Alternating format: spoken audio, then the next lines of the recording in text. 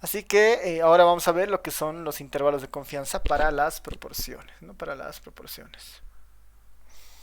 A ver, hay una pregunta de Edwin que decía si en la diferencia de medias con la T-Student también se asumía una población normal. Sí, para utilizar la T-Student en cualquier escenario, ¿no? De los que vamos a ir viendo, hay un supuesto de que los datos originales se comportan como una normal, ¿no?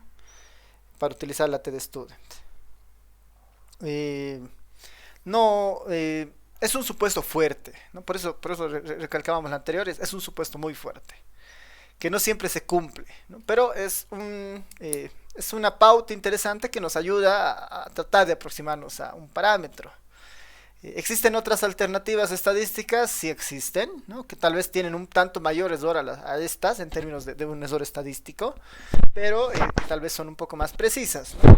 Todo eso está dentro de la estadística no paramétrica, que normalmente es otra materia en la carrera de estadística, pero casi en las situaciones en particular es raro tener muestras pequeñas, ¿no? Es raro tener muestras pequeñas, ¿no? La T-Student va a aparecer cuando las muestras sean menores a 30.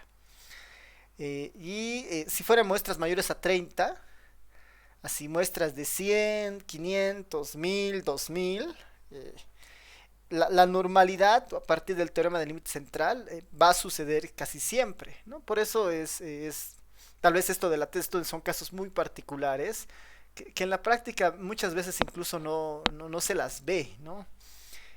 Sobre todo pensando en ustedes que son informáticos, ¿no? Eventualmente cuando vayan a algún trabajo, es más probable que ustedes o trabajen con toda la población, ¿no? De la información que tengan, o trabajen con muestras igual relativamente grandes, ¿no?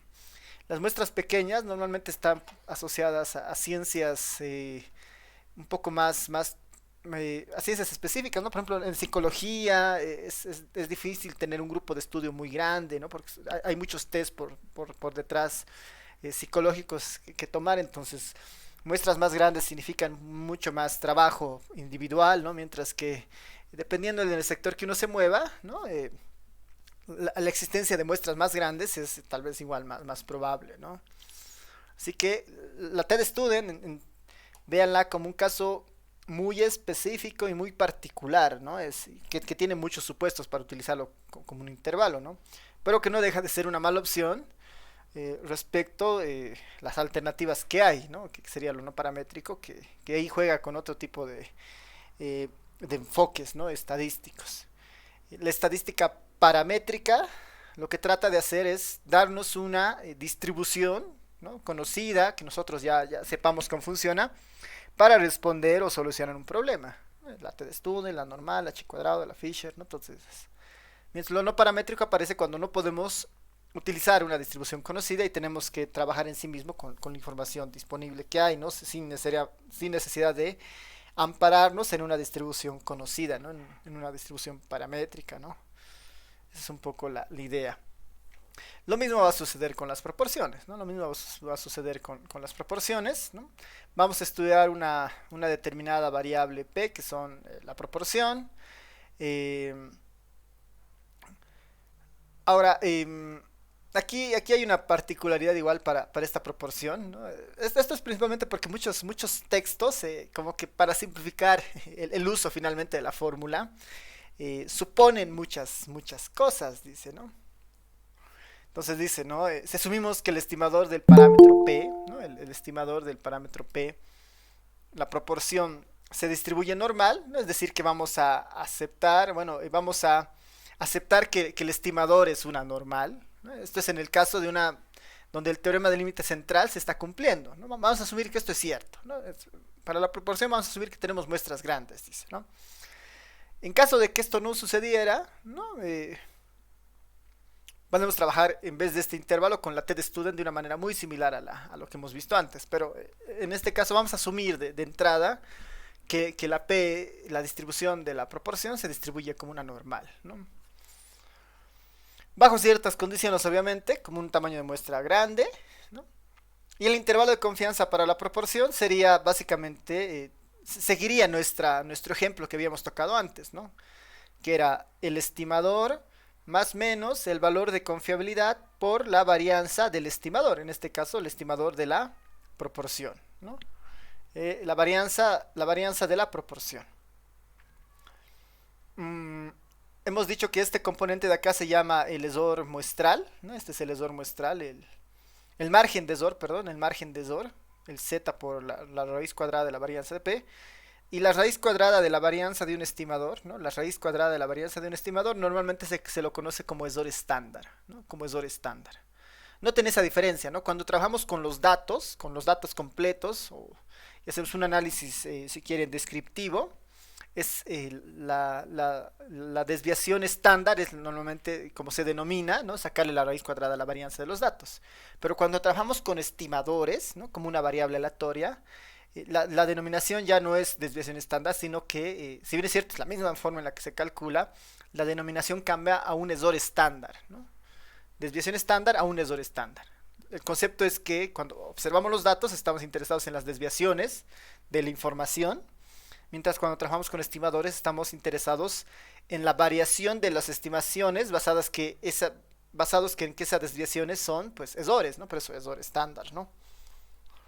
Ya, entonces, si planteamos que esta P se distribuye de forma normal, el intervalo de confianza quedaría simplemente de esta forma, ¿no? Siguiendo exactamente el mismo procedimiento que se ha hecho para la media muestral, ¿no?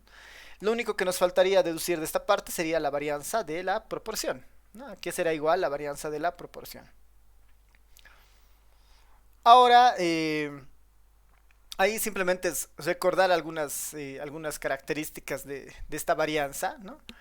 No se olviden que la proporción es un caso muy particular de la media muestral, ¿no? Es muy particular la proporción, un caso de la media, ¿no? La proporción en el fondo es una media para datos binarios, para datos dicotómicos. Entonces, si tomamos eso como referencia, ¿a qué sería igual la varianza de la proporción? Si es igual, si una proporción básicamente es una media con ciertas características, ¿no? Esto es para valores binarios, podría partir de esa idea, ¿no? La varianza de una media muestral, ¿no? La varianza de una media muestral, o bueno, la varianza del estimador de la media, simplemente es esto, es la varianza de los datos sobre n, la varianza de los datos sobre n. Si nosotros eso lo vemos en términos de la proporción, ¿no? La proporción simplemente es una media para valores dicotómicos, así que voy a tomar el mismo estimador y tendría la misma fórmula su varianza, sería sigma cuadrado pero de la proporción sobre n. Entonces, ¿qué forma tendrá este sigma cuadrado? Recorrimos a nuestras clases de estadística 1 cuando se veían la definición de una desviación estándar. En su fórmula corta simplemente era esto.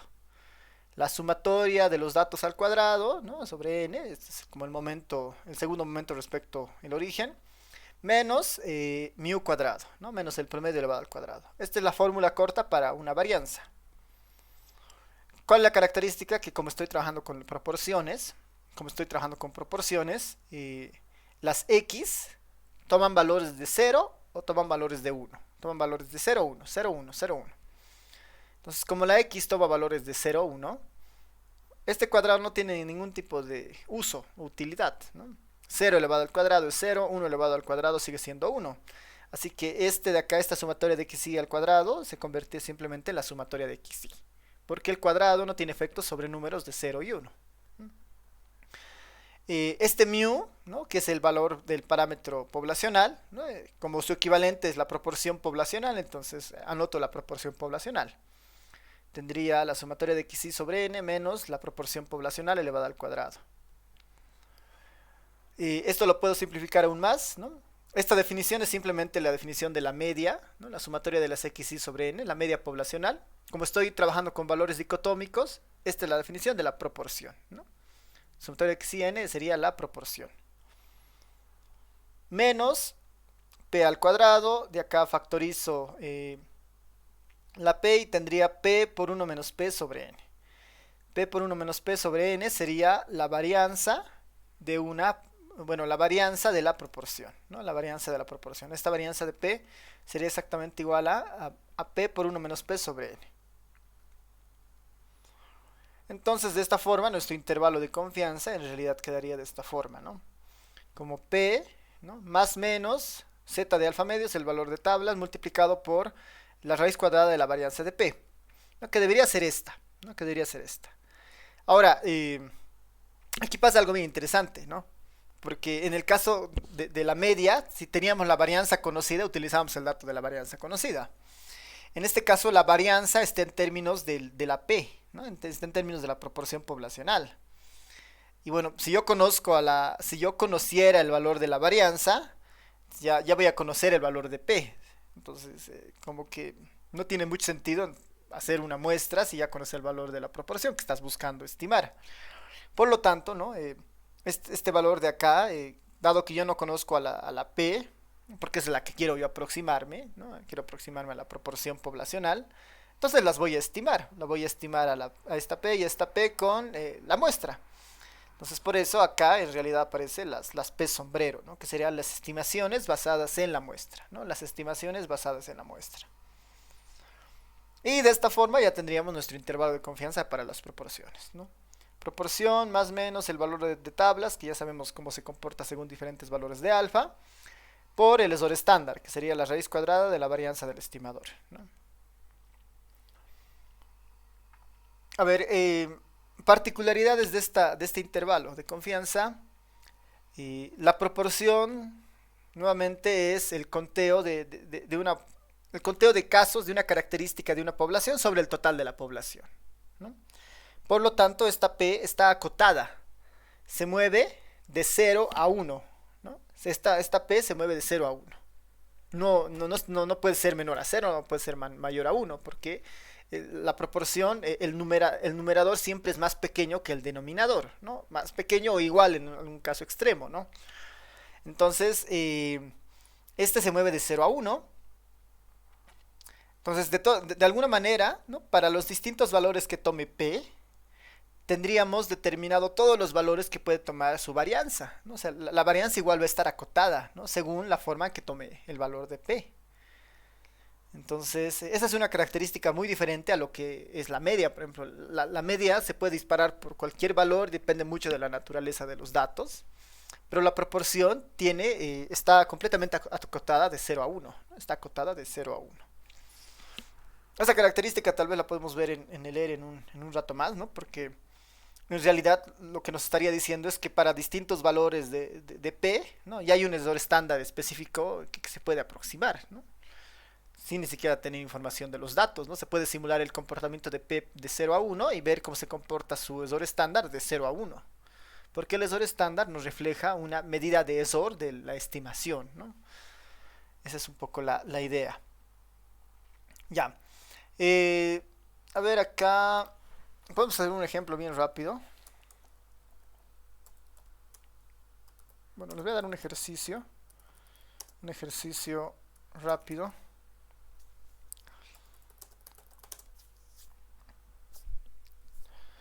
A ver, voy a hacer un ejercicio medio rápido, denme un momento. Vamos a utilizar algo de información de la materia.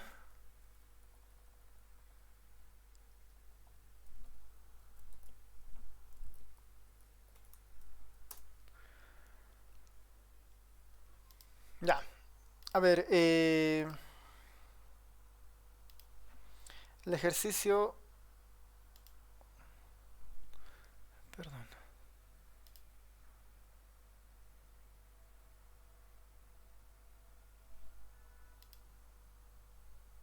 Ya, ahora sí, el ejercicio va a ser el siguiente, ¿no? Se tomó una muestra o se toma una muestra, ¿no? Se toma una muestra de 40 estudiantes, ¿no? De 40 estudiantes, de la materia de estadística 1. Estadística 1. Se toma una muestra de 40 estudiantes de la materia de estadística 1 base, ¿no? Con base al listado de inscritos, ¿no? Al listado de inscritos.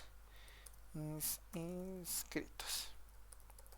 Se toma una muestra de 40 estudiantes de la materia de estadística 1 con base a la lista de inscritos, ¿no? Se se identificó, ¿no? Identificó en la muestra lo siguiente. Vamos a dar algunos datos sobre esto. 10 estudiantes abandonaron la materia. Abandonaron la materia. 10 estudiantes abandonaron la materia. Vamos a poner que 15 estudiantes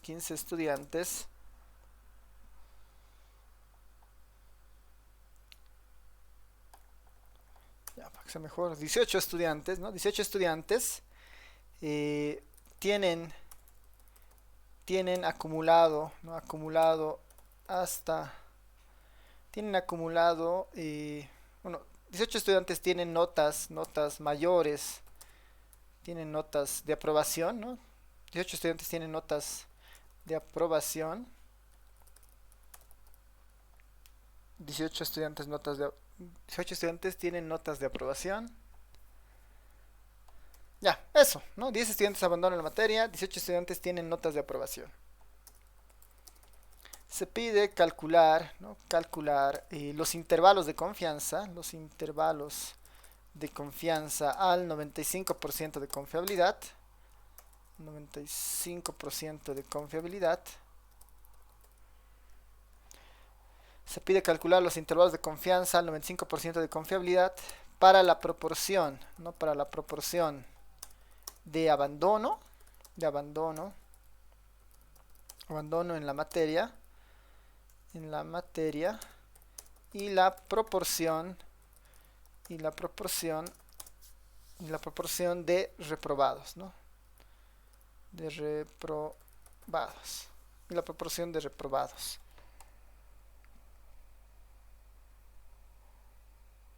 Y la proporción de reprobados.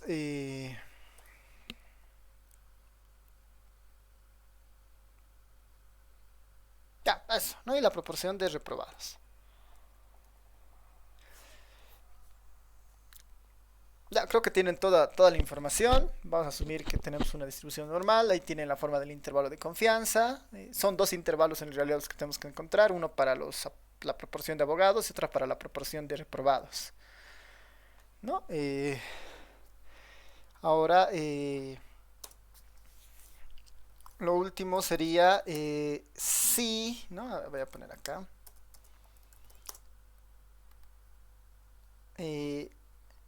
Si el curso, ¿no? Si el curso tiene un total, ¿no? Si el curso tiene un total de 180 inscritos, ¿no? 180 inscritos. ¿No? Si el curso tiene un total de 180 inscritos, pregunta, ¿cuál será el intervalo de confianza? ¿Cuál será el intervalo de confianza de los estudiantes, ¿no? De la cantidad de estudiantes,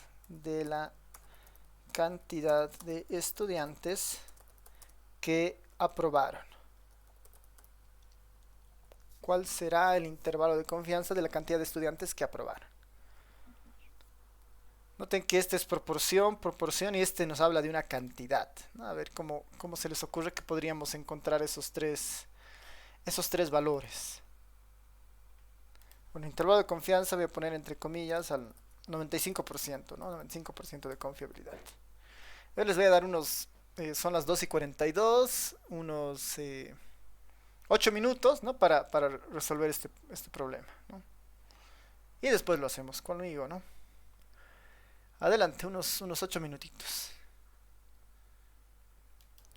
¿Qué tal? ¿Cómo les ha ido con los intervalos de confianza?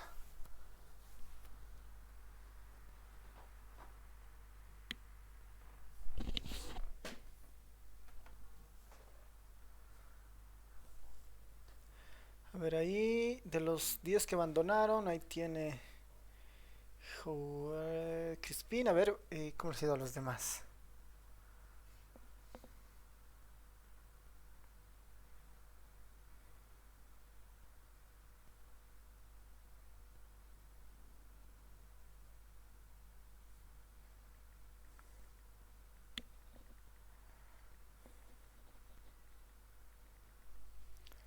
ver, ¿qué dicen los demás?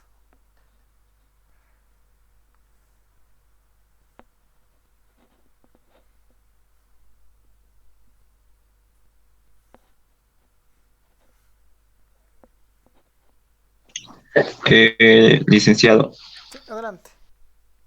eh, una pregunta. Los reprobados serían los 40 menos los 18 que han Claro, sí. aprobado. Sí, sí, ese sería el supuesto, digamos, ¿no? Ajá. Los 40 menos los 8 aprobados, menos los 10 abandonados, esos serían los reprobados, ¿no? Ese sería un supuesto. A ver, un par de minutitos más, tal vez.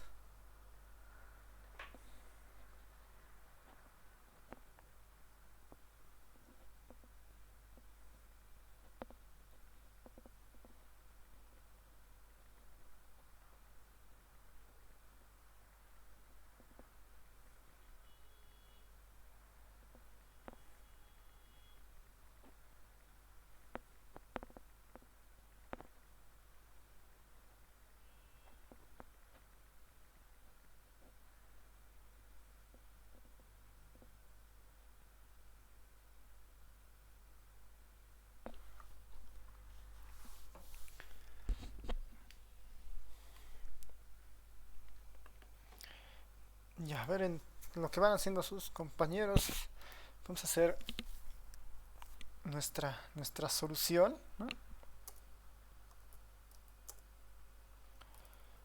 La solución, en realidad, para armar nuestros intervalos de confianza, ¿no? Son tres intervalos de confianza al menos. El primero debería ser de las personas que han abandonado la materia, después de los que han reprobado la materia, y finalmente esta cantidad de estudiantes, ¿no? Vamos a hacerlo aquí en el ERE, así para tenerlo rápidamente los cálculos. Como información que tenemos, sabemos que n vale igual a 40, ¿no? N vale igual a 40. ¿No? Es primera información. Después podemos poner alguna de estas características. Digamos, voy a poner como AB, digamos, los abandonados, ¿no? Los que han abandonado la materia, que son 10. Es una primera característica de interés. Después tenemos los que han aprobado la materia, lo voy a poner como AP. Los que han aprobado la materia dice que son 18. Y bueno, por diferencia, los que han reprobado, lo voy a poner re, sería 40 menos 10 menos 18, ¿no? Que serían los 12 que faltan, ¿no? Entonces, estas son inicialmente los datos que nos da el ejercicio a grandes rasgos, ¿no?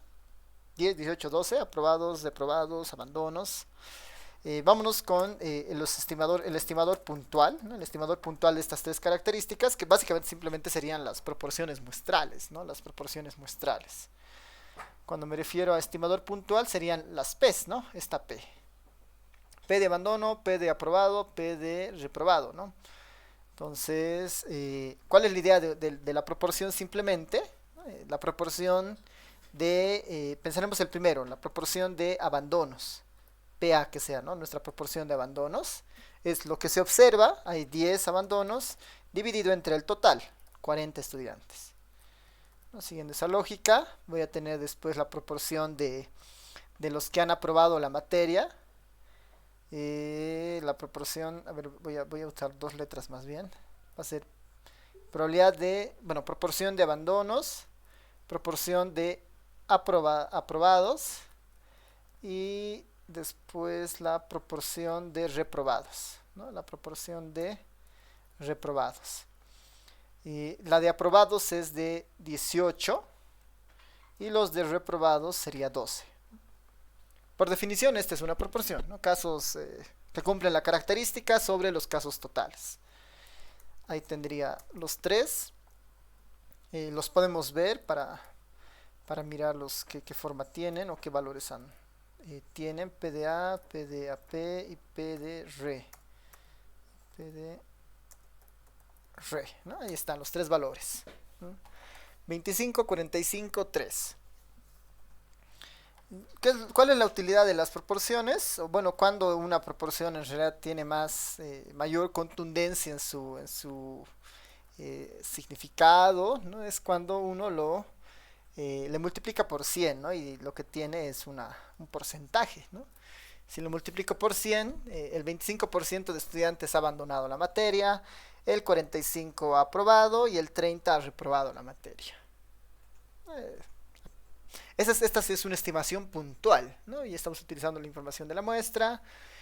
Pensemos que es una muestra aleatoria, entonces este es el estimador puntual, ¿no? De las tres medidas, ¿no? De las tres medidas. Si pensamos en el intervalo de confianza, ¿no? Si ya pensamos en los intervalos de confianza, intervalo de confianza. Para empezar, el valor del z de tablas es de 1.96, ¿no? Este de acá vale 1.96 al 95% de confiabilidad. Ya tengo el valor de P. Y bueno, después la raíz cuadrada es básicamente con información que tengo, ¿no? P por 1 menos P sobre N. Entonces, este intervalo lo podría armar relativamente rápido. Sería la proporción de interés, ¿no? En este caso veremos la primera, que sería para los abandonos.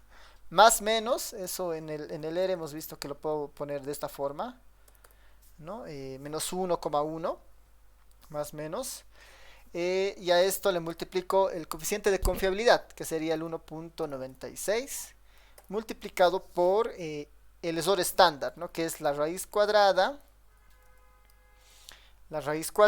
de P por 1 menos P sobre N, ¿no? Que es este, ¿no?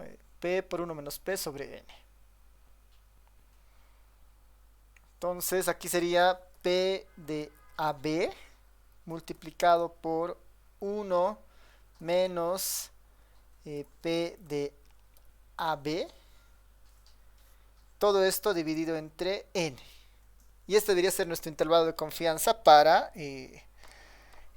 los abandonos, ¿no? Este sería el intervalo de confianza para los abandonos. Si lo vemos, ahí está el intervalo de confianza, ¿no? Que como decía su compañero Crispín Méndez, es 0.11 al 0.38, ¿no? Se mueve del 11% al 38% de abandonos. Esa es la estimación puntual. Podemos hacer algo muy similar para los, en este caso, aprobados y los reprobados.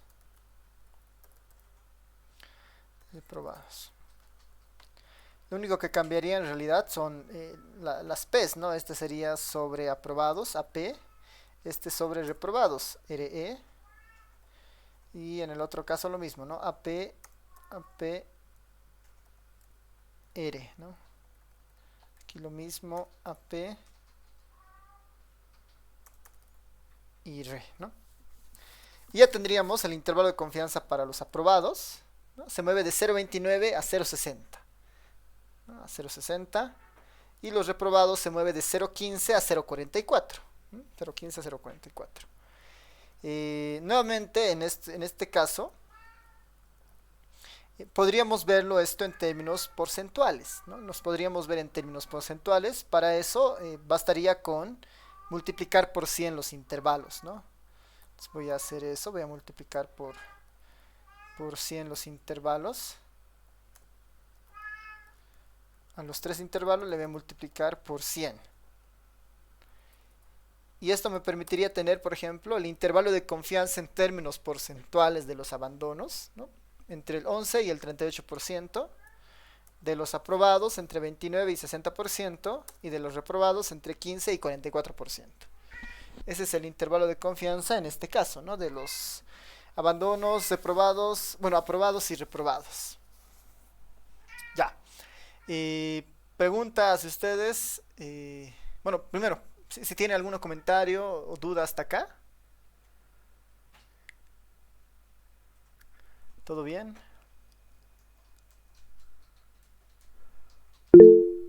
Adelante, Hans.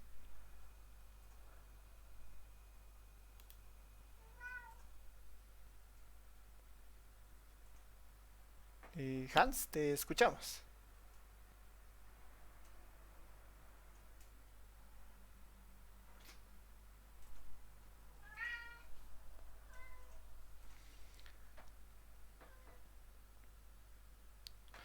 Ya, si se debe poner la fórmula, el porcentaje.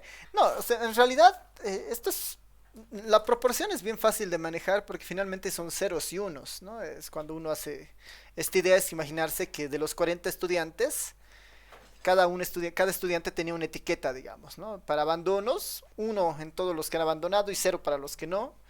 Para lo de aprobación es uno tenían los que han aprobado y cero los demás, ¿no? Entre los 40 estudiantes. Entonces, la proporción tiene esa idea. La proporción se mueve de cero a uno, ¿no? La proporción se mueve de cero a uno. El porcentaje, ¿no? Que finalmente es la proporción multiplicada por 100, tiene exactamente la misma connotación, está en media en valores relativos, pero se mueve de cero a 100. Es más fácil a veces comunicar un porcentaje que una proporción, ¿no? Es más probable que me entiendan que la proporción de aprobados se mueve entre el 29 y 60%, ¿no? Eso es lo que estimamos, ¿no? A que yo les pueda decir que la proporción de aprobados se mueve de 0,29 a 0,60, ¿no? Este es un número no tan útil para comunicar, ¿no? No es tan útil para comunicar, mientras un porcentaje sí lo es, ¿no? Ahora, en términos de evaluación, cuando yo les pregunte, no, si les pido proporción, tienen que usar proporción. Si les pido el porcentaje, entonces tendrán que incorporar el 100 para dar un porcentaje, ¿no? Pero ya para términos de comunicación, cuando les toque hacer algo de esto en la vida profesional, a veces es una proporción mucho más fácil de comunicar que un porcentaje, ¿no? Esa es un poco la idea. Ya, ¿alguna otra consulta, comentario tal vez?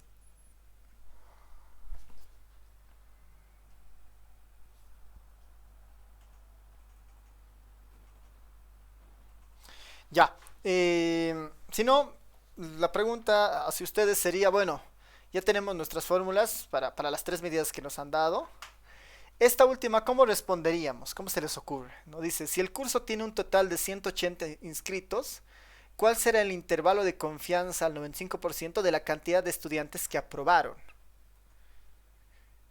Si el curso tiene un total de 180 inscritos, ¿cuál será el intervalo de confianza de la cantidad de estudiantes que aprobaron? ¿Qué podríamos hacer? ¿Qué se les ocurre? Ahí les doy un minutito para que vayan pensando.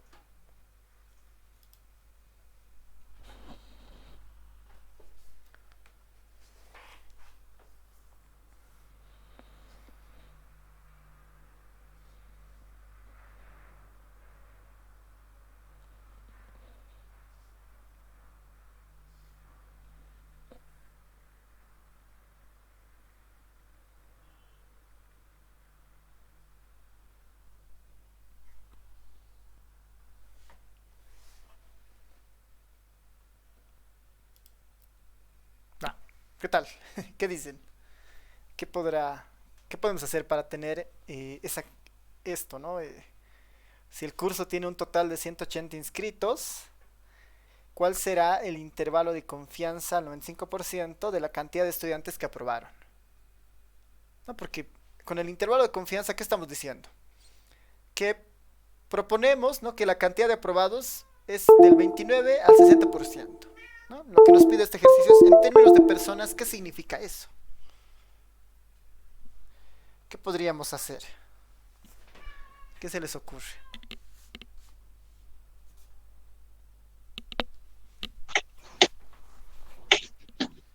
Quizás sustituir 180 en n. ¿En qué parte? A ver, de la línea, ¿sería en vez del 40? No.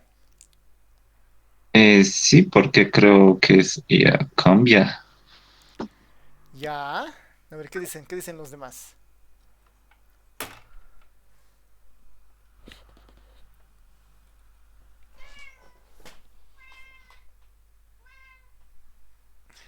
¿Qué dicen los demás?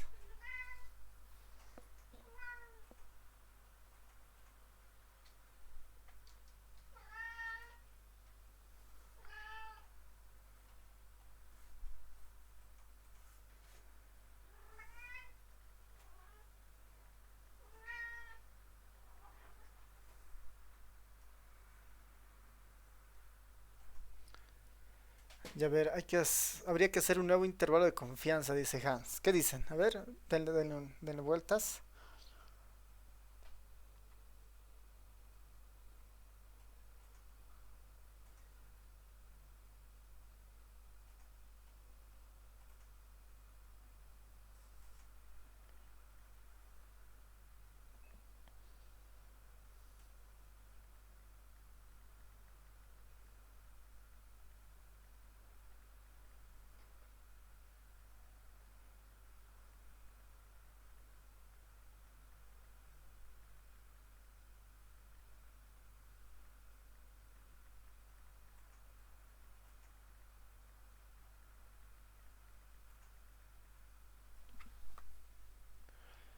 Ya usamos lo que hallamos en el segundo ejercicio, dice Adrián. A ver, ¿cómo usaríamos? ¿Cómo se te ocurre que podríamos utilizar eso?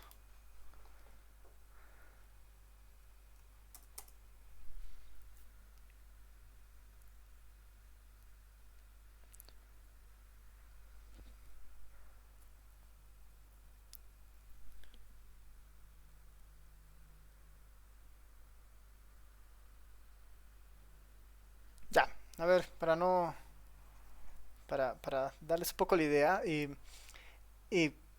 como estamos trabajando con medidas relativas, ¿no? La idea de una medida relativa es que no tiene unidades de medida, ¿no? Esa es un poco la ventaja de las unidades de medida y que finalmente están contenidas en una escala, ¿no? Una proporción está contenida del 0 a 1 eh, y un porcentaje está contenido del 0 al 100, ¿no? Entonces, se la puede después esa como que expandir. Así que eh, la idea sería aprovechar esa idea de lo relativo, digamos, es 0,29, 0,60, bastaría con multiplicarle por la cantidad a la cual yo quiero expandir, ¿no? ¿Qué es lo que hemos hecho con el 100? ¿No? Hemos expandido a una población tipo de 100 personas o 100%, ¿no? Si aquí yo le pongo 180, esta proporción le estoy expandiendo a una población de 180 individuos, ¿no? Esa es un poco la idea. Y yo podría afirmar ahora, a un 95% de confiabilidad, que la cantidad de aprobados se estarán entre 53 y 108 personas, ¿no? Esa es una de las como consecuencias que se pueden usar medio rápidas de la proporción, ¿no? Bastaría con multiplicarle 180 al intervalo de la proporción para tener esto eh, en términos de personas, ¿no? En términos de personas.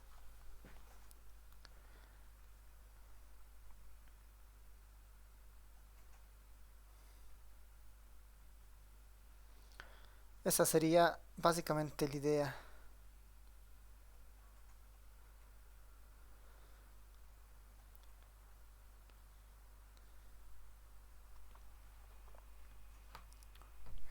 ¿Qué dicen los demás? ¿Sí?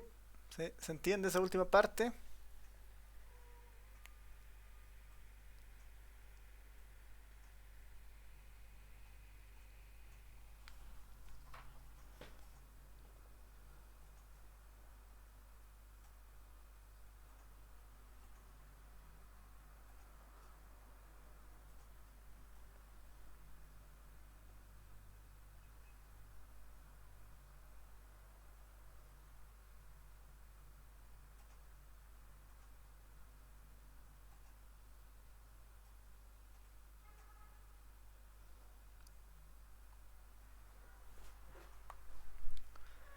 Ya, entonces pensando que no hay más comentarios, vámonos a la siguiente parte.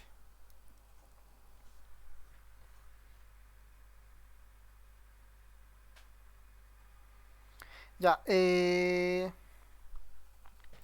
un ejemplo ahí también que lo pueden ver, es un ejemplo un poco más pequeño, así que va a estar ahí como referencia en los apuntes para que lo puedan repasar. Lo que nos interesa más ahora, por ejemplo, a ver, ¿dónde estás? Esto, ¿no? Este ejercicio es más interesante, este de acá. Bueno, más que ejercicio ahora es un ejemplo.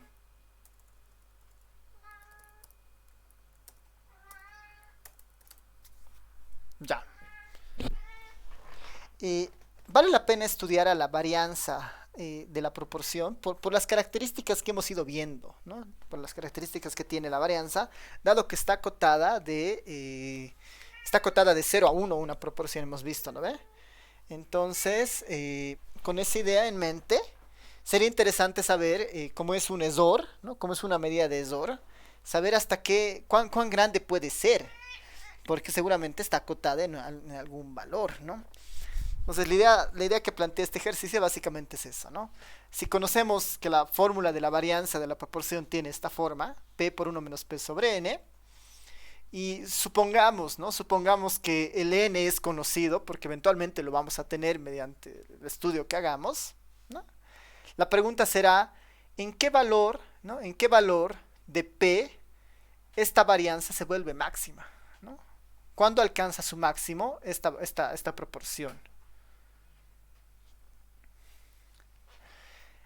Una manera muy rápida de hacerlo sería, por ejemplo, hacer como una especie de prueba de escritorio, digamos, ¿no? Con una n cualquiera podríamos hacer así un ejercicio de simulación en la computadora y decir, ah, bueno, esta variable p se mueve de 0 a 1. Entonces, ¿qué tal si yo como que simulo los distintos valores de esta varianza? Podría ser algo así, ¿no? Voy a hacer que esta proporción inicie por decir, en 0, se vaya hasta 1, con saltos de 0.01, ¿no? Aquí tengo yo 100 puntos que puede ir tomando una proporción, ¿no? Desde el 0.00, 0.01, 0.02, ¿no? Hasta el 0.99 y el 1, ¿no? Estos son así valores a dos decimales de cambios en una proporción, por ejemplo, ¿no? Una simulación sería muy sencilla de hacer, ¿no? Y sería, bueno, ya tengo las proporciones, las p simuladas. Dadas estas p, calcularé su varianza, que sería p multiplicada por 1 menos p, por 1 menos p. Ahí tengo el numerador, que sería p por 1 menos p. Y esto lo tendría que dividir entre, no sé, esto lo tendría que dividir entre un valor de n conocido, digamos, ¿no? Puedo inventarme un 100, digamos, el tamaño de muestra 100. Y ahí están mis varianzas, por ejemplo, para distintos valores de p, ¿no? Para distintos valores de p. Esto sería haciendo una simulación, por ejemplo, ¿no? Lo único que he hecho es simularme sin valores de proporciones, del 0.01 hasta el 0.99, y con eso calcular su varianza, ¿no? Esta sería la varianza de p, ¿no? Esta sería la varianza de p. ¿Qué es lo siguiente que podríamos hacer para analizar en qué momento o en qué punto la varianza se vuelve más alta? Podríamos hacer un gráfico, digamos, ¿no? ¿Qué tal si hago un plot donde cruce para cada una de las proporciones su varianza, ¿no? La varianza de p. Y la podemos graficar, ¿no? Ahí está. Este es el comportamiento de la varianza de p asociada a 100 valores distintos de p, ¿no? Lo que tenemos aquí en el grafiquito. En el eje vertical está la varianza de p y en el eje horizontal están los valores que puede ir tomando la p, ¿no? Desde 0 hasta 1. Noten que es una distribución medio simétrica, ¿no? A partir de su centro, el lado izquierdo con el lado derecho son prácticamente los mismos, ¿no? Es como una montañita, ¿no? Bien simétrica, bien pareja, donde en la cúspide, ¿no? Esta cúspide se puede interpretar como el valor más alto de la varianza que se alcanza, dado un tamaño de muestra de 100, ¿no? Si lo multiplicamos por otro valor, esto seguramente simplemente va a adaptarse a ese valor, pero se va a mantener la misma estructura, la misma forma, ¿no? Y si notan, casi esta montaña alcanza su cúspide en la mitad de P, en un P igual a 0,5. Entonces, gráficamente ahí podemos, pues, rápidamente verificar que cuando la proporción alcanza un nivel de 0,5, estamos en un nivel de Zohr más alto, que tiene algo de sentido, ¿no? Dado que lo que nos dice es que si nuestra medida es, digamos, de éxito o fracaso, ¿no? A medida de que entremos en un empate, ¿no? Entre el éxito y fracaso, que sería P versus el 1 menos P, ¿no? Cuando el P y el 1 menos P se parezcan, ¿no? Eso es cuando están muy cercanos al 0,5. Normalmente hay más fuente de Zohr, ¿no? Nuestra varianza es más alta, ¿no? Porque hay más incertidumbre de existencia o no existencia de algo, digamos, en una proporción mayor a 50%. Mientras que si sucede en los casos opuestos, ¿no? Hay la ausencia de una característica muy fuerte, que sería una proporción cercana al 0, o hay la presencia muy fuerte de una característica, un valor muy cercano al 1, el Zohr es muy pequeño porque estamos casi seguros de ese evento. Estamos seguros de la presencia de algo muy fuerte o estamos seguros de la ausencia de algo muy fuerte, ¿no? De manera muy fuerte. Esto es lo interesante de la varianza de la proporción, ¿no? de estudiarla, ¿no? Ahora, ¿cómo esto se verifica de una manera más formal? Hay que encontrar el máximo de esta función, ¿no? Hay que encontrar el máximo de esta función. Para encontrar el máximo de la función es algo muy sencillo, es recurrir a algo que hemos aprendido en cálculo 1, que sería básicamente, le saco la derivada igual a cero, encuentro puntos, ¿no? Encuentro algunos puntos críticos y evalúo si es un máximo o es un mínimo, ¿no? Esta sería básicamente la idea, porque finalmente esta es una función dependiente en p y p se mueve de cero a uno, ¿no? Entonces, haciendo esto muy, muy sencillo, ¿no? Podemos encontrar lo siguiente, ¿no? A ver, esto lo podemos ver como p menos p cuadrado, ¿no? Esta varianza de p es mejor verla como p por menos p al cuadrado sobre n, entonces sobre esa podemos hacer la derivada respecto de p, ¿no? De este primer término su derivada será 1 sobre n, de este segundo término su derivada será 2p sobre n, ¿no? 1n menos 2p sobre n, eso lo igualamos a 0 con la idea de encontrar un punto crítico, la n como verán no importa, ¿no? Se va y ahí tendría 1 menos 2p igual a 0. ¿No? El 1 pasa al otro lado, se multiplica por menos 1, entonces p es igual a un medio, ¿no? Lo que es lo mismo igual a p05. Entonces, esta primera derivada lo que nos identifica es que existe un punto crítico en el 0,5, ¿no? Hemos encontrado justamente de esta distribución su, no sé, hemos encontrado el punto crítico ahí. Ahora, lo que hay que verificar es que sea un máximo o un mínimo, ¿no? Visualmente, claramente es un máximo, ¿no? Visualmente, claramente es un máximo. La manera de verificar eso de manera formal sería aplicando la segunda derivada, ¿no? Para la segunda derivada, ¿no? Sería la segunda derivada de este elemento, que básicamente la derivada de este elemento es 0, la derivada de menos 2p simplemente será menos 2n, ¿no? Menos 2n, y evaluamos después con el signo, ¿no? Este elemento siempre es negativo, porque n va a ser un número entero positivo, siempre, ¿no? Un número entero positivo. Así que el signo se va a mantener, este número siempre va a ser negativo.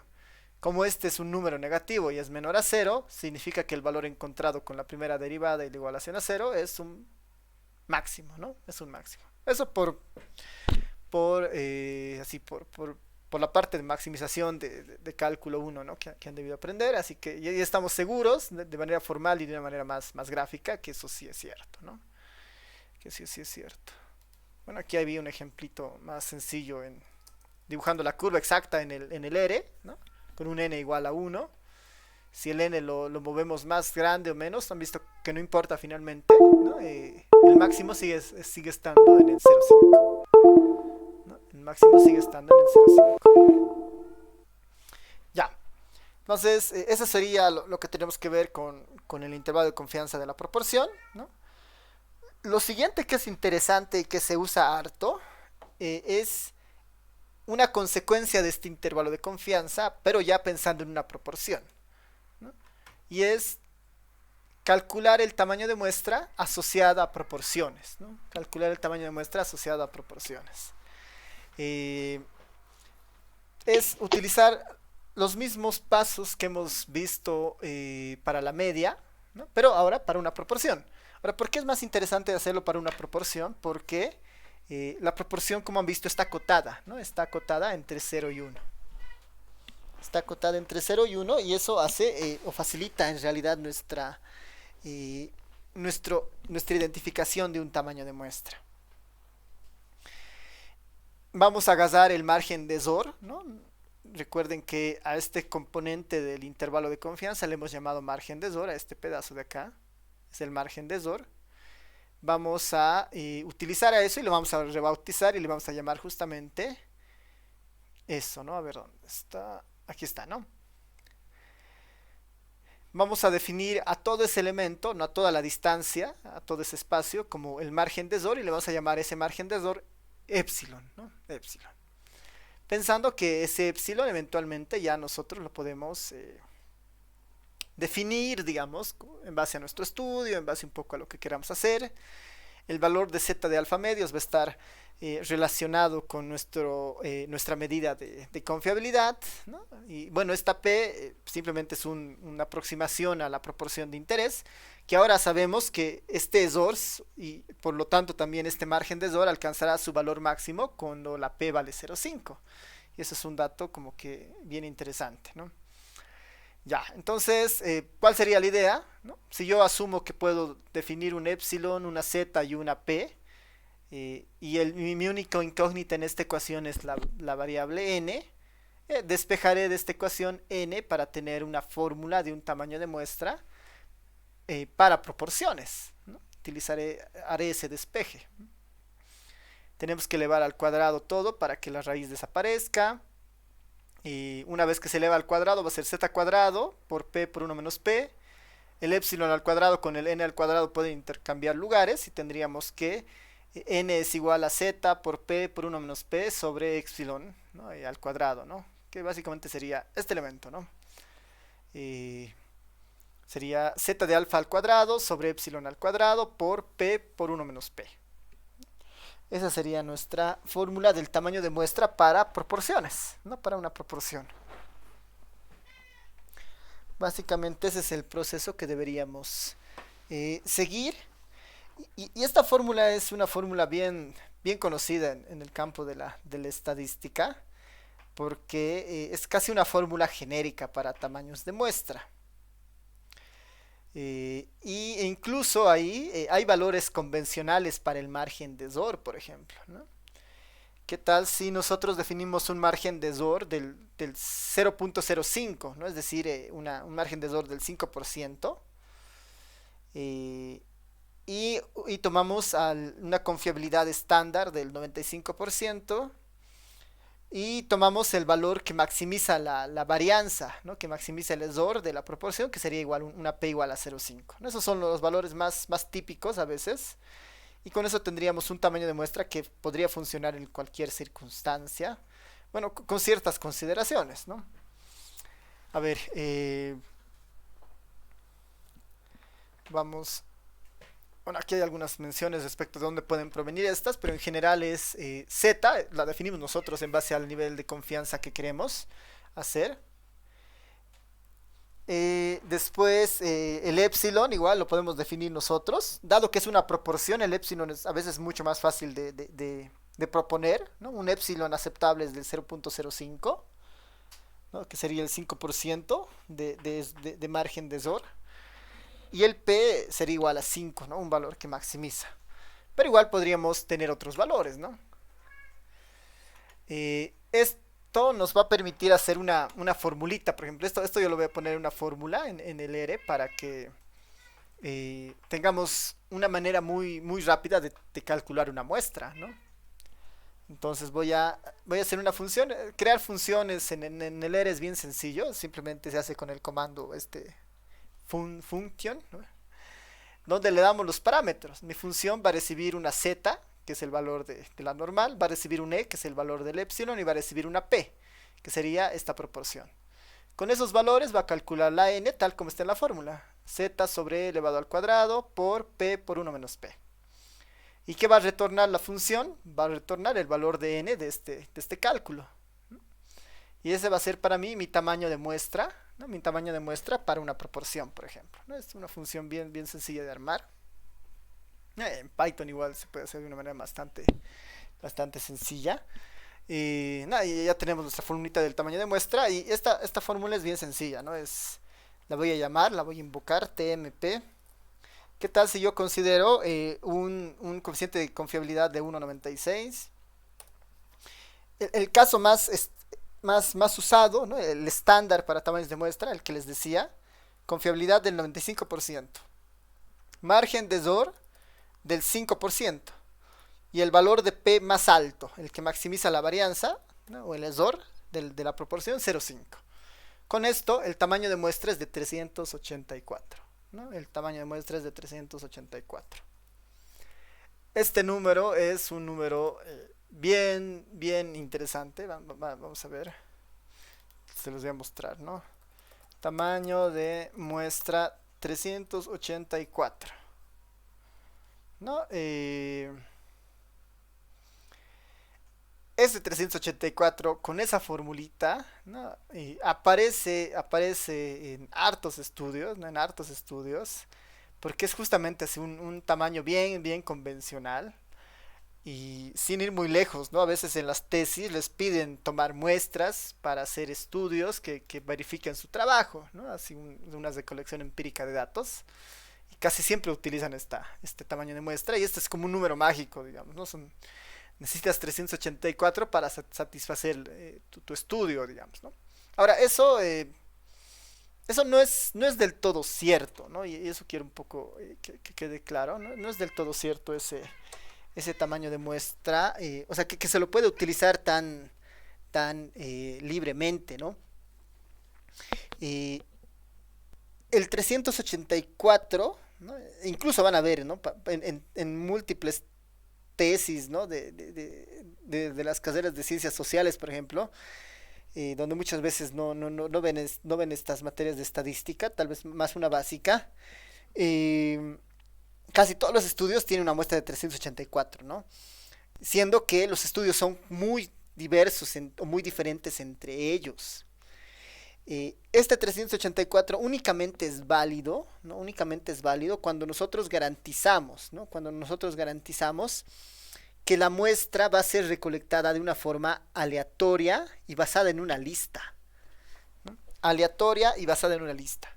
Solamente en esos casos este 384 es válido, ¿no? Es decir, que si yo quisiera hacer una encuesta a toda la universidad y que ese resultado sea válido y utilizar este 384, yo necesitaría un listado de todos los estudiantes, ¿no? de la UMSA y ahí hacer como una especie de sorteo de lotería, ¿no? Y elegir a los 384 y entrevistar a los 384. Solo en ese contexto esto es válido. Pero normalmente otras encuestas lo que hacen es, bueno, usan 384 y dicen, bueno, voy a hacer mi entrevista en la universidad, pero no voy a usar las listas, sino que voy a elegir, no sé, 4 cursos, ¿no? Un curso de Derecho, un curso de Informática, un curso de, no sé, Ingeniería y otro curso de otra carrera, ¿no? Y voy a llegar a los 384, digamos, ¿no? Ahí, por ejemplo, se ha roto completamente el esquema original del cual proviene este 384.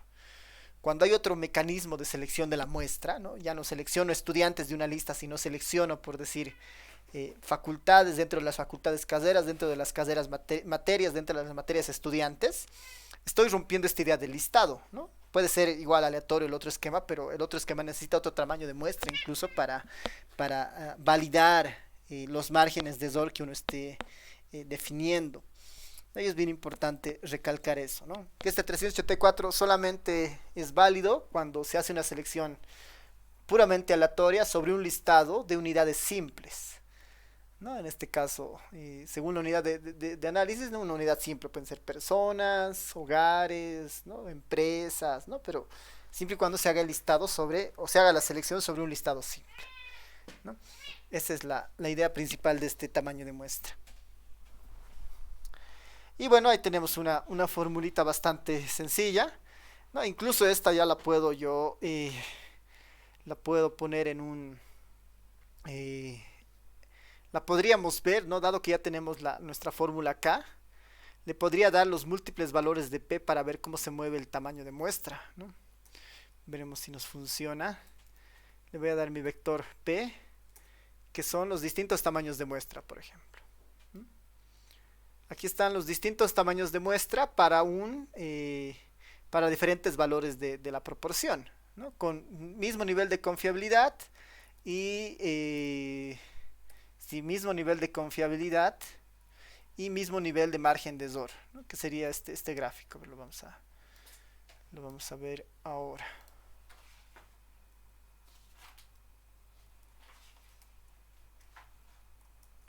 Ahí está. Este sería el gráfico de para distintos valores de P el tamaño de muestra. Como ven, su límite o el valor máximo, ¿no? Es 384 que se alcanza cuando la proporción es 0,5. Sin embargo, si la proporción fuera mucho menor, ¿no? Estamos muy seguros de alguna característica, se necesita menos muestra para garantizar mismos niveles de error y mismos niveles de margen de error, ¿no? O de confiabilidad. ¿no? Si tuviera, por decir, una proporción cercana al 90, una muestra de 100 debería ser suficiente, ¿no? Mucho más si tengo muestras, no sé, tengo más seguridad de la existencia de una proporción en una población, ¿no? Igual el valor sería, la muestra en esa área sería mucho más pequeña, ¿no? Este gráfico es interesante justamente para mirar eso, ¿no? Sería justamente interesante para mirar eso.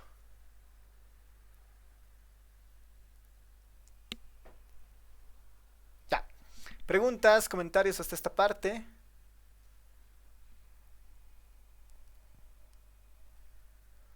¿Todo bien?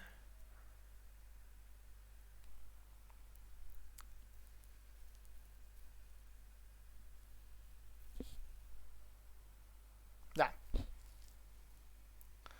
Bueno, aquí hay un ejercicio, bueno, aquí hay un ejemplo más sencillo. Lo vamos a repasar rápidamente. Dice, ¿no? Una carrera en la universidad está a punto de elegir a sus autoridades. Se busca hacer una encuesta de intención de votos en los estudiantes para el candidato Z. Dice, ¿no? Queremos ver cuánto apoyo va a tener el candidato Z, entonces queremos hacer una encuesta de apoyo, ¿no?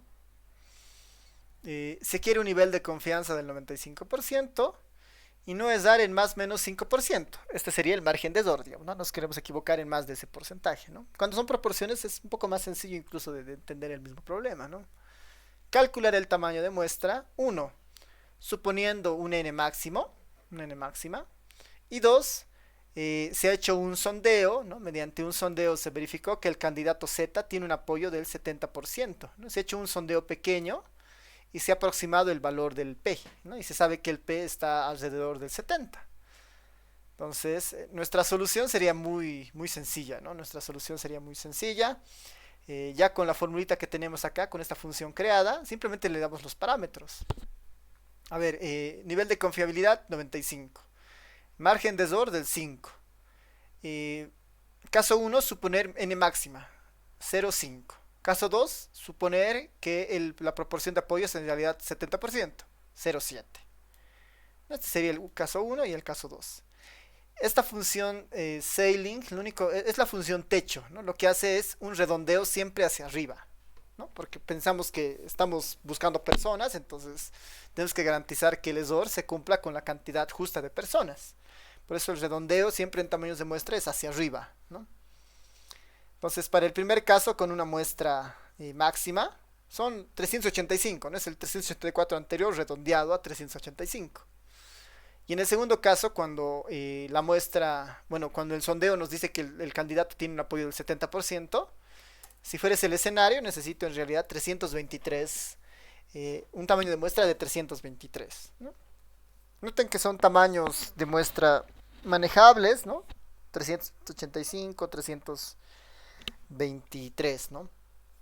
¿Qué tal si nosotros podemos exagerar ahí algunas medidas de error, ¿no? La confiabilidad normalmente se sugiere que esté al 95%.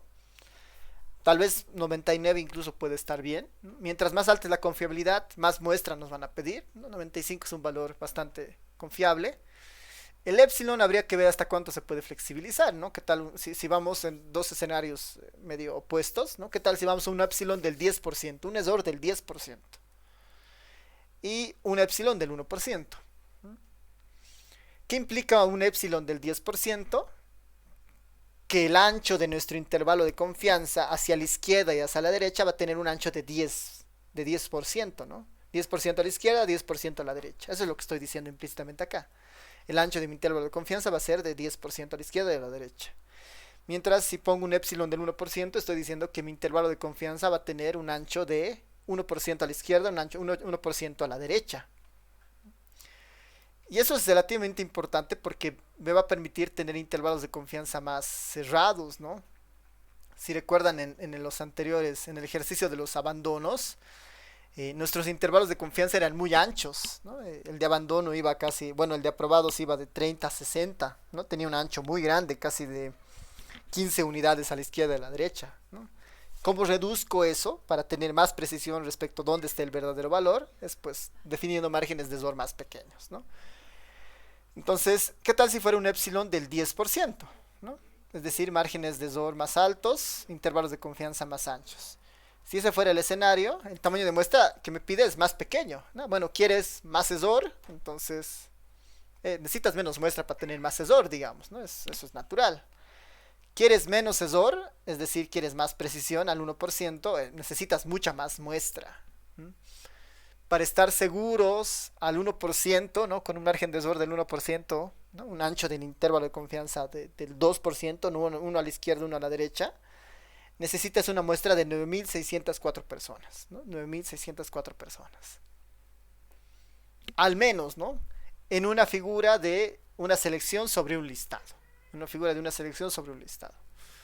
Si tienes otra figura, ¿no? Donde seleccionas antes de llegar a la lista, ¿no? Por decir facultades, carreras, ¿no? El tamaño normalmente es más grande que el tamaño necesario, ¿no? A veces cuando se hacen encuestas a hogares, así para medir niveles de bienestar, lo que se hace es, se seleccionan, por decir, manzanos en las áreas más urbanas y comunidades en los casos rurales. Y dentro de los manzanos todavía hay una selección de hogares, ¿no? Se lista todos los hogares y se selecciona una cantidad de hogares dentro de ese manzano. Y lo mismo en las comunidades, ¿no? Se cuenta más o menos cuántos hogares hay en esa comunidad y se selecciona todavía otra cantidad más pequeña de muestra dentro de esa comunidad. En esos casos la muestra necesaria es mucho más grande de la que nos puede sacar la fórmula, por ejemplo. Y esos son casos de diseños de muestra un poco más sofisticados, ¿no? Entre comillas, ¿no? Y esto es importante, ¿no? Porque a veces, ¿no? Incluso en las mismas encuestas electorales que ustedes han debido ver en las últimas elecciones de alcalde o presidencia, así, son muestras chiquitas que tratan de decirnos que tienen una buena medida de error, ¿no? Y no es cierto, ¿no? Noten que para tener un error del 1%, necesitamos entrevistar a 9.600 personas de una lista, sorteados a partir de una lista. Y eso es bien difícil de conseguir, y más que todo en encuestas electorales, por ejemplo. Y las encuestas electorales, en el mejor de los casos, ¿no? Tienen 1.000, 2.000 de muestra, ¿no? Entonces, son complejas, ¿no? Para a veces tomar así o darle un buen resultado, ¿no? La encuesta que hizo la UMSA en las anteriores elecciones, creo que en la 2019, ellos tenían una muestra de las más grandes, creo que alcanzaba los 15.000 o 10.000 personas, ¿no? Entonces, es una característica interesante bueno, es una característica necesaria que mientras más muestra tenemos, igual aumenta la precisión, ¿no? Pero depende igual mucho del comportamiento de la variable que podamos de la variable que estemos estudiando, ¿no? Si la variable que estamos estudiando tiene menor variabilidad, ¿no? Menos movimiento, ¿no? La muestra va a ser también más pequeña, ¿no? Pero mientras hay más incertidumbre, ¿no? Como en este caso de la P igual a 0,5, la muestra que se necesita igual va a ser mucho más grande, ¿no? Ya, a ver, hay una pregunta, dice, ¿el tamaño 384 varía dependiendo del área de estudio o cómo se debería hacer en esa elección? Ya, no, el 384 va a funcionar así como una muestra así genérica que soporta casi todo, siempre y cuando se haga una selección aleatoria, ¿no? Siempre y cuando se haga una selección aleatoria sobre una lista, ¿no? Sobre una lista de la población objetivo, ¿no? A ver, aquí lo voy a poner como una nota.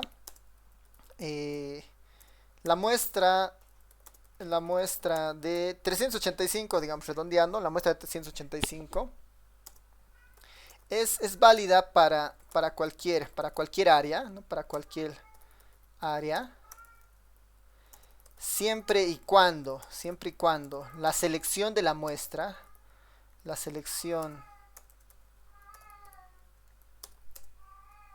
siempre y cuando la selección de la muestra, siempre y cuando la selección de la muestra se realice de forma completamente aleatoria,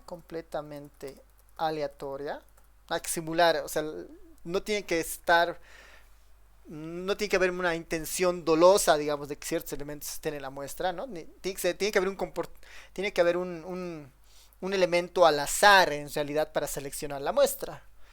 Es como una lotería, ¿no? Meter en un Excel que nos dé números aleatorios, meter los nombres en una bolsa y sacar aleatoriamente los nombres, ¿no? Tiene que haber el azar, ¿no? A eso me refiero con esta forma completamente aleatoria, ¿no? Y provenir de una lista, o provenir de un listado de la población objetivo, ¿no? Un listado de la población objetivo.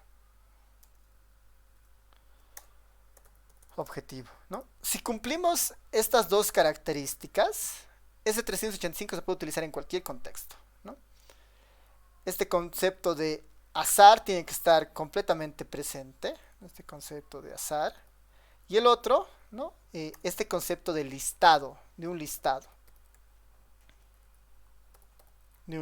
¿no? Si no cumplimos esas características, este 384 no va a hacer lo que tiene que hacer, digamos, no garantiza lo que está garantizando acá, 95% de confiabilidad y todo lo demás, ¿no? Para nada, ¿no? Y esto nuevamente es a veces complejo de realizar, digamos, ¿no? ¿Qué tal si alguien, no sé, en su estudio de campo, en una tesis, quiere hacer, no sé, investigar el acceso a internet del barrio de Miraflores, digamos, ¿no? No sé, de un barrio de La Paz, ¿no? Y mi muestra es de 384. Para que ese estudio sea válido, lo que debería hacer es, bueno, mi población de estudio son los hogares de Miraflores, ¿no? Son los hogares de Miraflores. Tengo que tener un listado de todos los hogares de Miraflores, ¿no? Y sobre ese listado hacer mi selección al azar de 384. Si yo no garantizo ese proceso, ese 385 no es válido, ¿no? Aunque el listado muchas veces es lo más complejo de conseguir o de armar, dependiendo de la situación en las que están, ¿no? Normalmente eso depende mucho de áreas, de sector a sector, por ejemplo, ¿no? Para un banco esto será mucho más fácil, ¿no? Queremos hacer una encuesta de percepción de usos no sé, de la banca móvil sobre nuestros clientes. Bueno, pues tienes a sus clientes en un listado, sacan una muestra aleatoria de 384 y bueno, les empiezan a llamar para hacer una encuesta, digamos. Es mucho más fácil ahí armar listados. Depende por eso mucho del sector en el que se trabajan. Esas listas pueden ser más difíciles o más sencillas de construir o más complicadas, ¿no? Ya. Preguntas, comentarios hasta esta parte.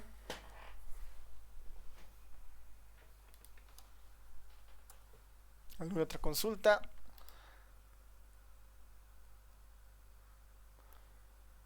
Ya.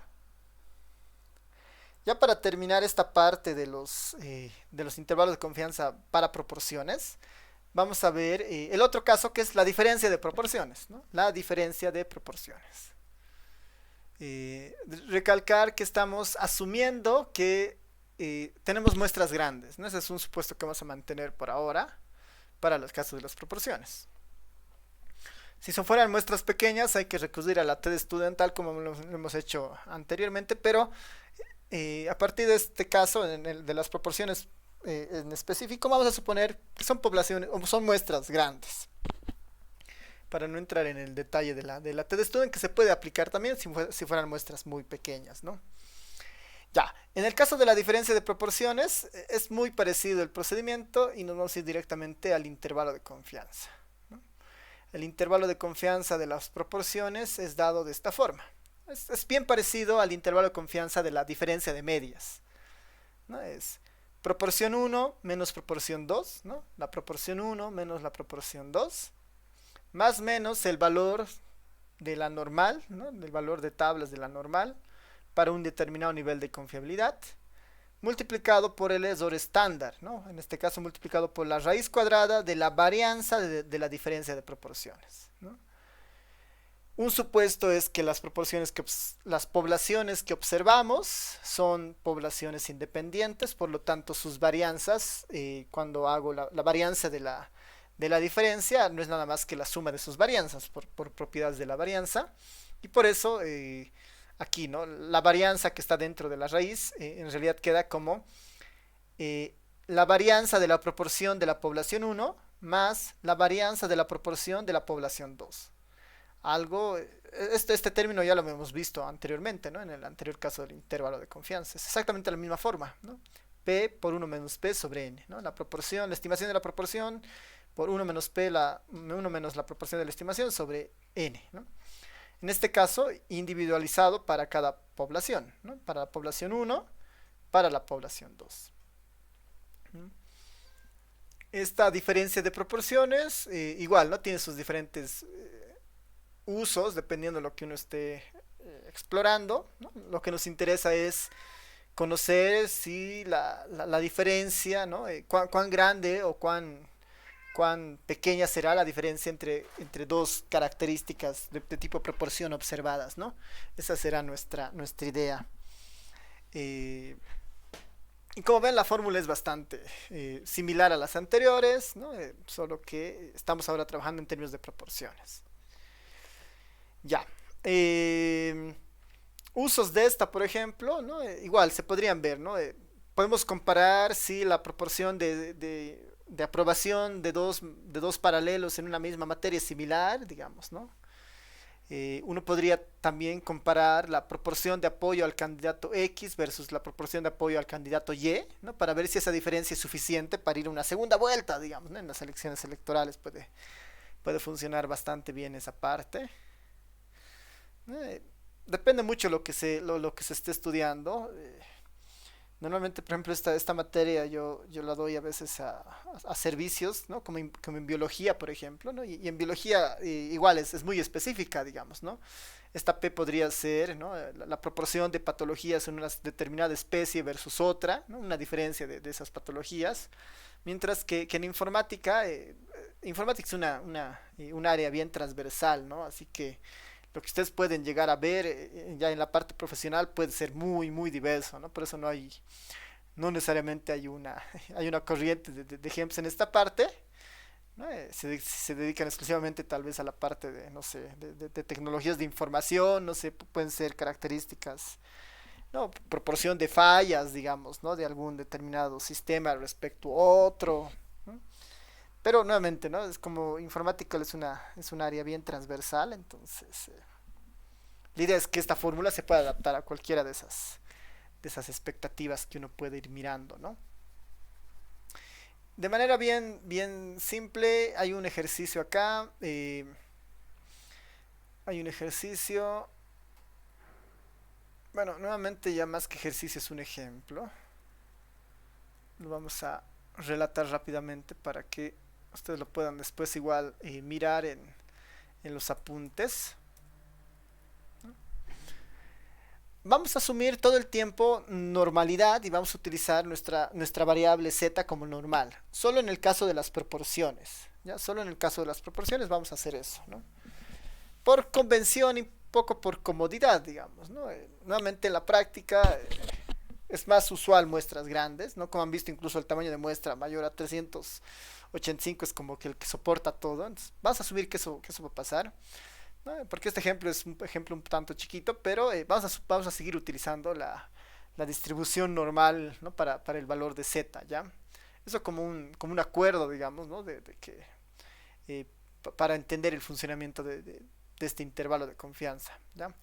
Entonces, el ejemplo lo que nos dice es que en una muestra aleatoria de 20 estudiantes, ¿no? Se midió la estatura del grupo, se tiene conocimiento del sexo de los estudiantes y se busca estimar la diferencia de proporciones por hombre y mujer, ¿no? De la proporción de estudiantes que superan los 160 centímetros de estatura, ¿no? Es decir, tengo un grupo de 20 estudiantes, un grupo chiquito, una muestra aleatoria de estudiantes, y tengo una característica de interés, en este caso, la estatura, ¿no? Quisiera saber en el grupo de hombres y mujeres, ¿no? Una diferencia entre el promedio de altura de hombres, perdón, una proporción de las mujeres que superen los 170 centímetros, no el metro 70, comparado con los hombres que superen el metro 70. Esa es un poco la idea de este ejercicio. Eh, a ver, vamos a ir viendo los datos para tener una idea.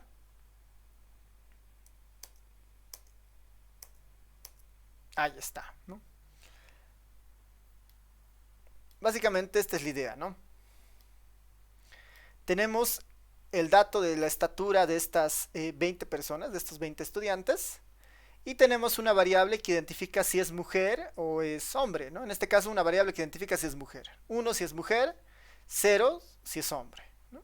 Es nuestra variable de identificación y esta es la estatura, ¿no?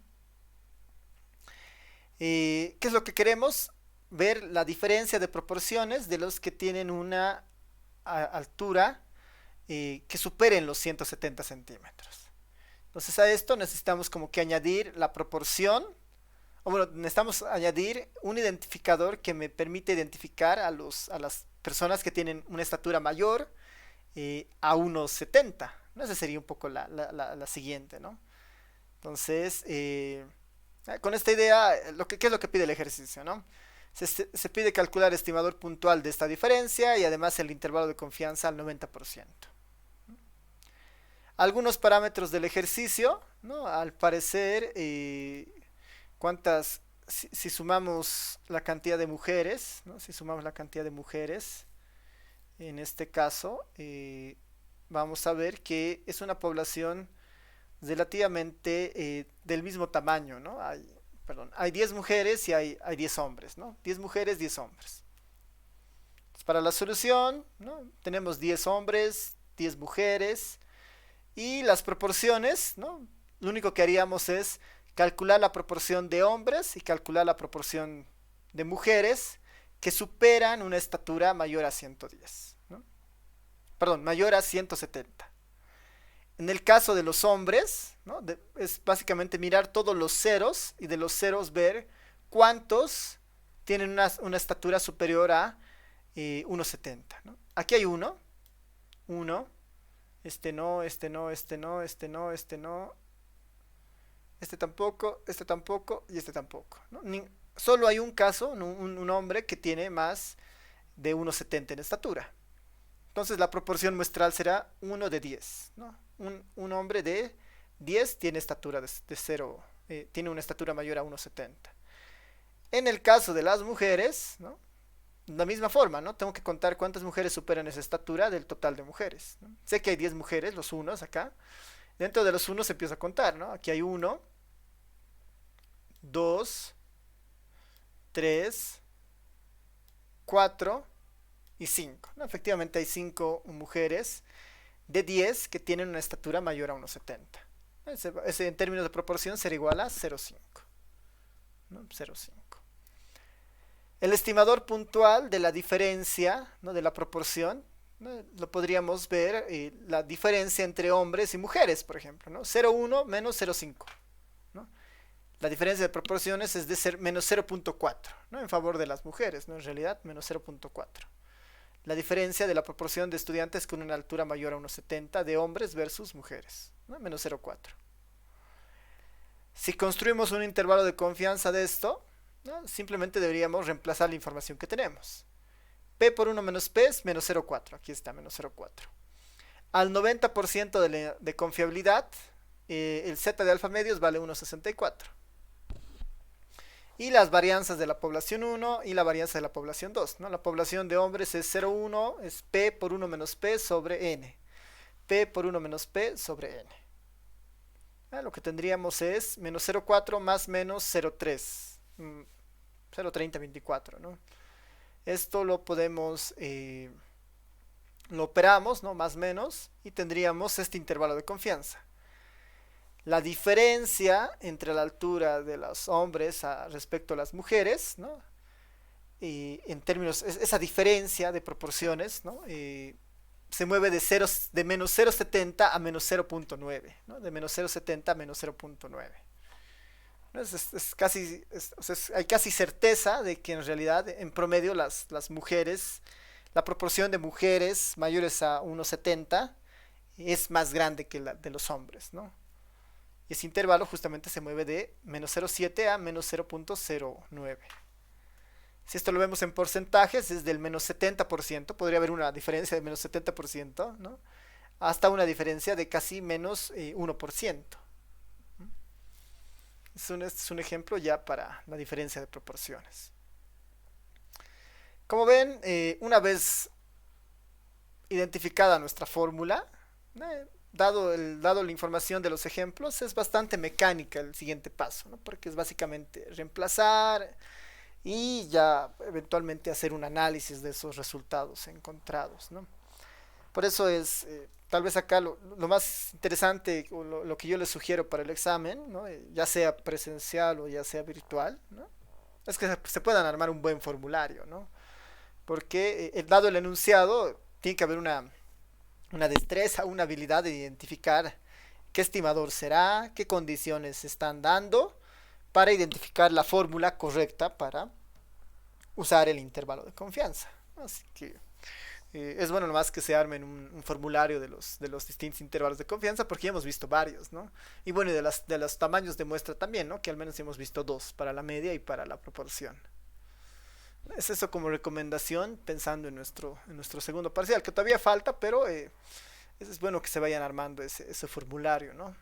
De hecho, cuando terminemos esto y las pruebas de hipótesis, ¿no? Les voy a pedir así como una tarea que hagan un formulario y lo suban al Classroom por un punto, ¿no? Pero cuando terminemos las pruebas de hipótesis. Cosa de que tengan ahí su formulario ya preparado, ¿no?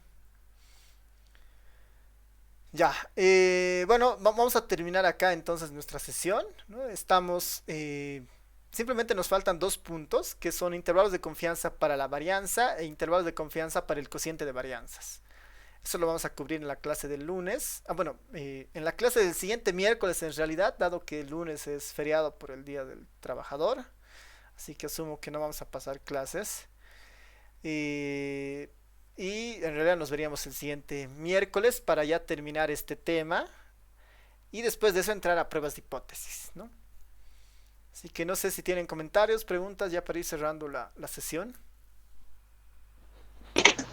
Sí, Lisa, tengo una duda, es que en el intervalo de confianza para proporciones y la diferencia de proporciones, usted usa la normal y ¿por qué no se usa la TD-Student, por ejemplo, para valores menos de 30? Ya, sí, sí, sí, esa es buena pregunta. Eh, lo correcto sería utilizar la T de Student cuando la muestra es menor a 30, ¿no? Eso es lo correcto, ¿no? Por convención, digamos, más que todo por practicidad, ¿no? Vamos a utilizar la normal como una aproximación, ¿no? Estamos como que quedando, haciendo un convenio en esa parte, digamos, ¿no? Eso principalmente porque hemos visto el caso particular para la media, ¿no? Para la proporción debería repetirse lo mismo, pero es preferible mantenerse en la normal, dado que hay una variación muy, muy pequeña. Así que por convención vamos a utilizar la normal, ¿no? Igual de todas formas yo voy a procurar que para los ejercicios del examen igual, o sea, tengamos muestras relativamente grandes, ¿no? Para no entrar en el campo de muestras pequeñas. Porque ahí, nuevamente, no es muy común en la práctica trabajar con muestras pequeñas, ¿no? Por eso no vale la pena tanto darle énfasis eh, a la T de Student, ¿no? Porque si no aquí tendría que tener otro cápite, ¿no? Con diferencia de proporciones o proporciones para muestras menores a 30, ¿no? Entonces no es la idea eso, porque es un caso muy, muy particular, ¿no? Pero sí, si alguna vez están con muestras pequeñas en el caso real, lo más adecuado es utilizar la T de Student, ¿no? Pero por convención, para la materia durante este semestre vamos a utilizar para las proporciones, únicamente para las proporciones, la distribución normal, ¿ya? Eso como un comentario a lo que decía su compañero. ¿Sí?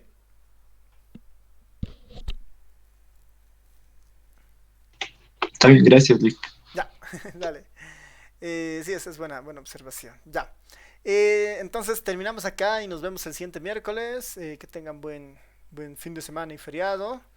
Y nos vemos el día miércoles. Voy a subir el fin de semana, voy a procurar subir por favor las dos sesiones que faltan en el canal y ya con eso estaríamos como al día, ¿no? Nos vemos. Chao a todos, a todas. Chau, Hasta chau. luego, Lick. Luego, Hasta luego, Lick. Hasta luego, Lick.